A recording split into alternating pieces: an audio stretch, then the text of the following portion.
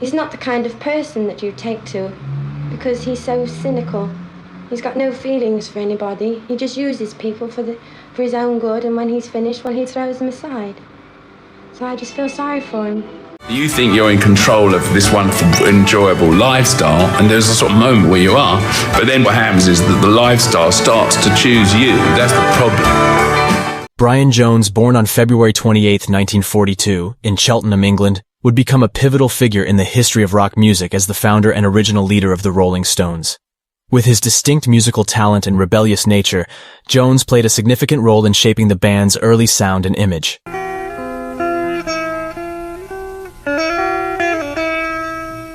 A child is a thing to be loved. A child is the manifestations of both parents, and both parents see themselves in the child. The child is part of them. He is their flesh and blood, and for a good many years, he is a reflection of their personality. So when he grows up, one day he's going to assert his own personality, which might very well differ from the personalities and outlooks of his parents. Immediately his parents feel very upset, that they don't see themselves in him anymore. And when these parents don't see themselves in him, they feel they've lost him. But really, he's become a human being in his own right.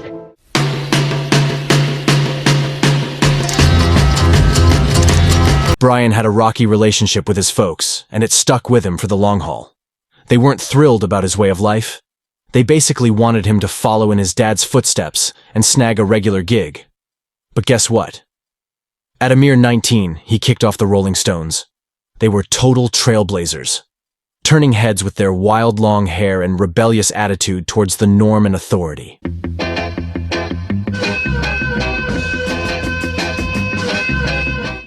Let's introduce you stone by stone to the Rolling Stones. Come on, this is me, my baby party, come on.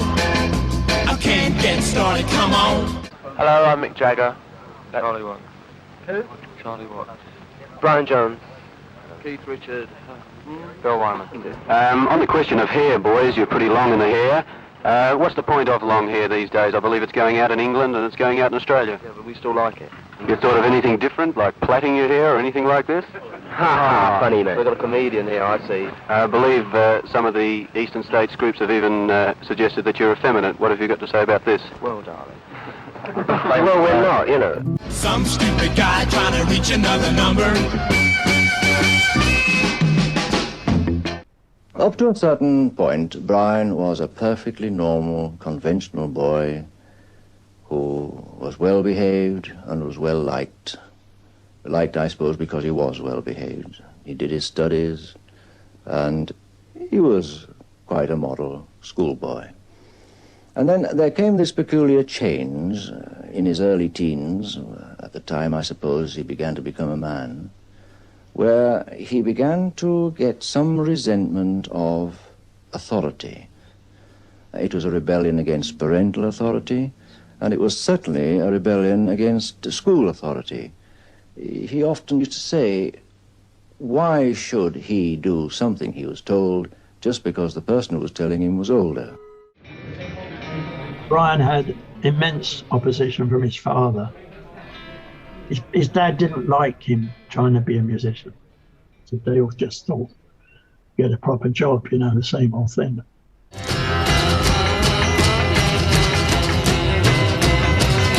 Brian went from being a top-notch student to full-on rebel mode. Instead of acing his studies, he bombed them and channeled all his mojo into music and scoring with the ladies. All the time, his fanaticism for jazz music was coming to the fore. It was a great disappointment to us and a source of considerable anxiety when he became so wrapped up in his love of jazz music that in spite of everything we could do or say, he went off and did it.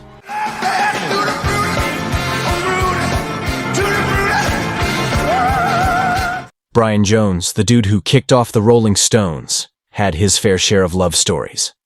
At just 16, he was the gatekeeper at Filby's Jazz Club, where he crossed paths with his first known sweetheart, Valerie Corbett. Both 16 at the time, they were an item during his teenage days, way before Jones hit it big with the Rolling Stones. With a pretty complicated love life, Brian had his fingers in many relationship pies. But Valerie Corbett often comes up when talking about his early romances.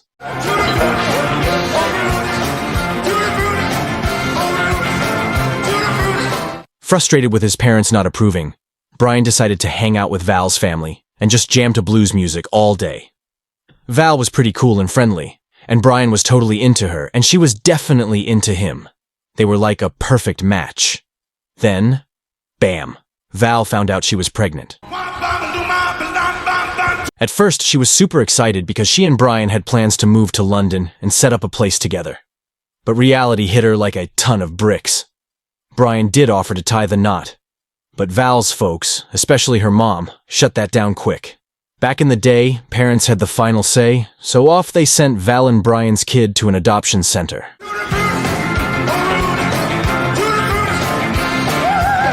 Jones's love life in the early days was kind of like a whirlwind, all caught up in the buzz of his rising fame and rock star lifestyle.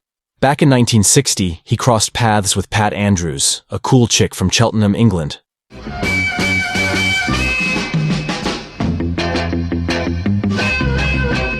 So, on December 20th, 1960, when Brian was just 17, he got the boot from his own home. His old man later called it the most drastic move ever. Still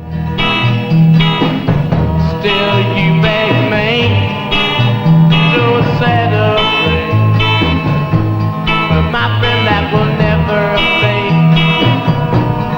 Better move on. And there was Ryan's suitcase in the driveway. It was a really sad night. He had asked me to help him to get his clothes and stuff out. But lucky I got, as I said, my sister at that particular time had a spare room. He had a great time at my sister's. Brian, not getting the family love, crashed at Pat and her sister Betty's place. Things got pretty wild and passionate between them, and in October 1961, their son Julian came into the scene. Do you feel bitter at all, Pat? Not actually bitter. I feel quite sorry for Brian in a way, because the kind of person he is, he can never be happy, could never have true friends. The only friend that he has probably know it like him because of what he is. I think if he was turned out onto the streets, nobody would want to know Brian. You know how it goes.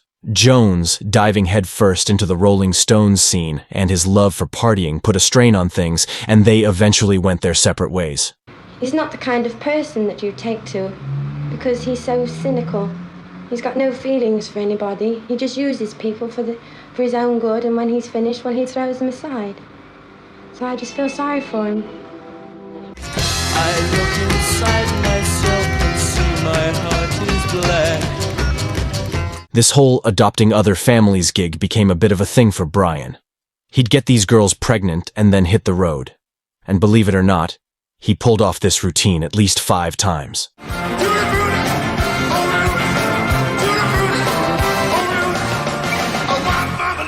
Thanks for tuning in and hanging out with us. Don't miss the next episode. Until then, keep it rolling.